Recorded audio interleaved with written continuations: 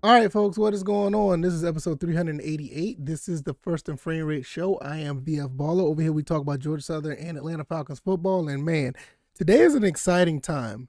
I know I told you guys the last episode that Coach Clay Helton and Arthur Smith is on a mission.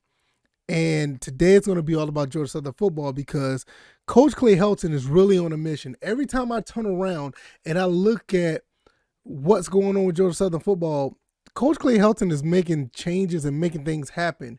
And I want to talk about these two guys that are transferring to Georgia Southern as of today, as far as it's been confirmed. And I want to give my thoughts and opinions on these two guys and what does this continuously mean? What does it mean over and over again? I say this over and over. What does continuously mean? I think that makes sense. Over and over again about Georgia Southern football. If this is your first time here, welcome. This is the First and Frame Rate Show. I am VF Baller. Over here, we talk about Georgia Southern Atlanta Falcons football. I am on YouTube and Rumble. I'm on Anchor, Stitcher, Spotify, Apple, and Google Podcasts. I'm going to check the Rumble link because I think I got an issue with Rumble. So if you guys haven't been getting the episodes on Rumble, don't fret. I'm going to check on that because there's a few episodes behind. But that's the technical stuff that you don't want to hear about right now. What you do want to hear about is these two guys here coming from Power 5 schools to come to Georgia Southern. And I think this is very, very exciting. Coach Clay Helton, I don't know what he's doing or what he's saying or whatever the case may be, but it's working. It's working. It's just every time, like I said, you turn around, it's just exciting to see what's going on here. I'm going to start off with the kicker that we have here.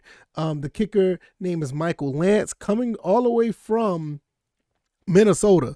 Now, if you're looking at the picture, I want to say that's our team in the background that he's kicking against. I really don't like to talk about that particular game that we played Minnesota in Minnesota. If all this is purposes, we should have won that game. I don't care what anybody says. We should have won that game. Nevertheless, he's coming back from Fayetteville, Georgia. He went to Minnesota and actually, committed. He played a couple of years there. And for his junior season, he's transferring and coming down to play for the Eagles. Now, one thing I like about this, and there's a couple things, it's one thing I don't like about it, but it's one thing I like about this. We're adding more special teams players to the roster. And in the way that he's been playing throughout his college career, I cannot be more excited about this. For all this is the purpose, in the sophomore season, he played in 3 games. He played pretty good on that, but his freshman season was the season that he really shined. He played in 11 games, finished second on the team in scoring, connected 8 of 11 field goals, and ended the year with 4 straight makes. Also, he played, pretty much, that's pretty much it, because everything else that I'm looking here is game-by-game basis. I don't want to really go down that whole rundown, but for him playing his freshman season and did as well as he did, scoring 71 points, 8 field goals and 47 points after touchdowns, he did pretty good for himself. He didn't play much in 2020. I don't know the whole things behind that, but nevertheless, he is a Georgia Southern Eagle now. I can't wait to see how that goes. Now, what I don't like about it is my man Britton Williams. I love Britton Williams as a kicker. That's my guy, and I don't know what the level of competition is going to be like, but I'm pretty sure it's good because as far as I'm concerned, I still feel that Britton Williams is the better kicker. And I don't want to get into between these two because they're both Eagles. It doesn't matter as long as, these guys go out there and compete at the highest level. I like both. I like the addition to Micheal Lantz. I like his game from what I see in the numbers, but Britton Williams is my guy personally. So that's pretty cool to see that we're getting a guy from, the Power 5 guy who's played in, pretty good, high level competition and was able to kick and be successful as a kicker in that high level of competition in the Big Ten. You got to also think about it. Minnesota was actually a pretty good team in the Big Ten. I mean, they shocked a few people and, they kind of sputtered at the end, but the last few years, they've been all right. Now, before, I want to get into the other guy, TJ Lewis. I'm about to say Smith. TJ Lewis. Coach Clay Helton, the thing that he's doing as far as bringing receivers to Georgia Southern is nothing short of phenomenal. I mean, you look at all the guys that either you know, actually committed as wide receiver, or you had guys who have been, converted to wide receiver. And even when we looked at the spring game, we saw how successful, you just saw how successful that the passing game was. And I'm sitting there just sitting back and thinking, I'm like, wow, this is something amazing where Georgia Southern is known for the triple option, running the ball, blue collar, smash mouth, punch you in the mouth football. It's not necessarily going to be a finesse team as far as I know we may be, because it looks like we're going to still be aggressive. But for us having a quarterback to throw the ball down the field is just something that I thought I'd never see, to be honest. And I've been a Georgia Southern fan since the 80s, the early 90s. So this is something I'm actually really, intrigued by. Well, it doesn't make anything, more intriguing when you get a guy like TJ Lewis committed to Louisville as a quarterback. Thought that he was going to be playing quarterback at the University of Louisville after being offered by the Cavaliers of Virginia and Boston College. He ended up committing to Louisville. He signed with Louisville in 2020, and he enrolled in early 2021. Well, mid-2021, June 1st to be exact. So around about a year later, it was a report, and I don't know how I missed this. How did I miss this? Back in May, he transferred to Georgia Southern based on the Brunswick News. I didn't even know that this was the case. This is something I usually be on top of. But ever since back in May, he has been, he transferred and committed to Georgia Southern. 6'3", 190+ pound receiver. Played quarterback, but he's transferring to wide receiver. So when I tell you about these guys that Coach Clay Helton is bringing in, now you have another big receiver that's coming in, not only on top of the other guys that I talked about at a 6'5" that's coming in next year, where they're going to be playing either tight end or wide receiver. But when you see a guy like this come in, who's, I don't know what he's done at Louisville because I haven't found any stats, whatever the case may be. Let me see if they have any. I'm looking on the Louisville website. It's not pulling up my internet. I guess it's acting up or whatever the case may be. Another story for another day. But for him to have a taste of Power 5 football in the ACC, watching high talent, going up, playing with other, playing with Power 5 coaches, even though, Coach Satterfield, to us, is still he's a, group of 5 coach with him being at Appalachian State.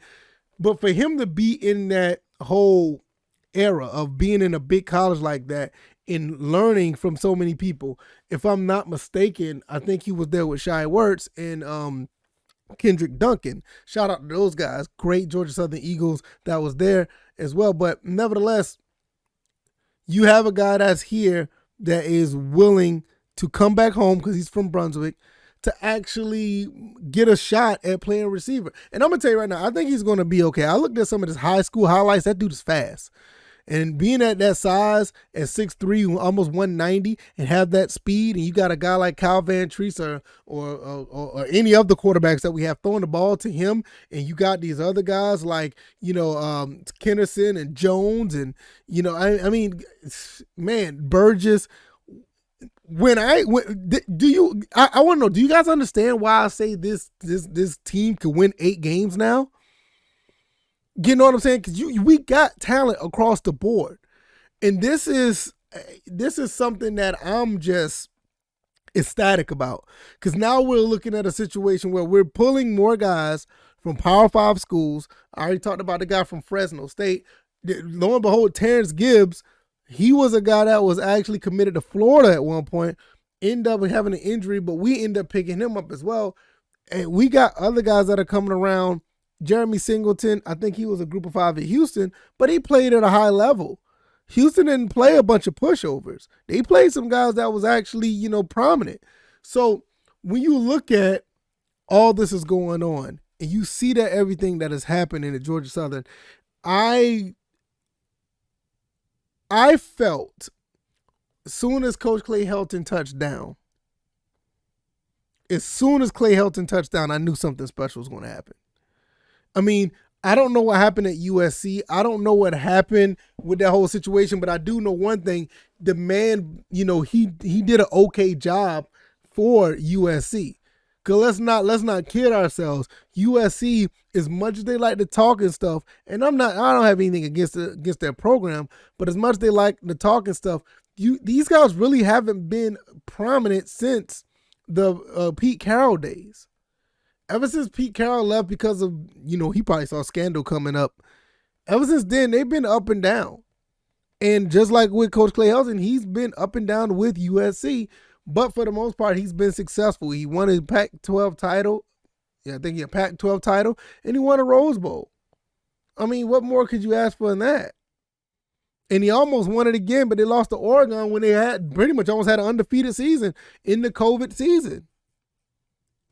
So when you look at him bringing that philosophy, bringing his staff over, and he's bringing those guys in, and they're here to actually uplift and build the kids that decided to stay, came through and decided to bring guys in as transfers, recruit freshmen in here that's going to be ready to play when their name is called upon. When you continuously in May, June, and even in July bring in talent that could be ready to play right away. And this is not just regular old run-of-the-mill talent. I think these guys could ball. Lantz have proven himself already. He can play. TJ Lewis, I looked at his highlight reel in high school, and he got a call at Louisville for a reason. Satterfield saw something. And as much as we don't like Appalachian State, we got to respect the pedigree of that program and the coaches there. From him to going from Appalachian State to Louisville, and when he went to Louisville, what did he do?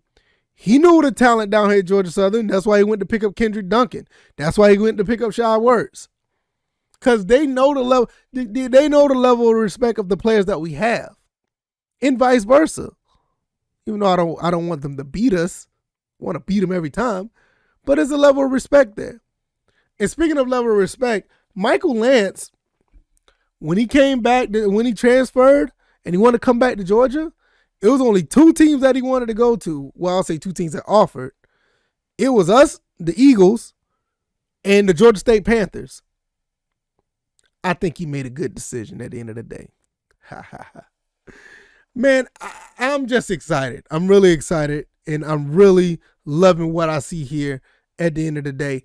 These guys, the coaching staff at Georgia Southern, shout out to them. Much kudos, because they're bringing in guys that are ready to ball, guys who want to play, guys who fit the scheme, and guys who want to take it to the next level.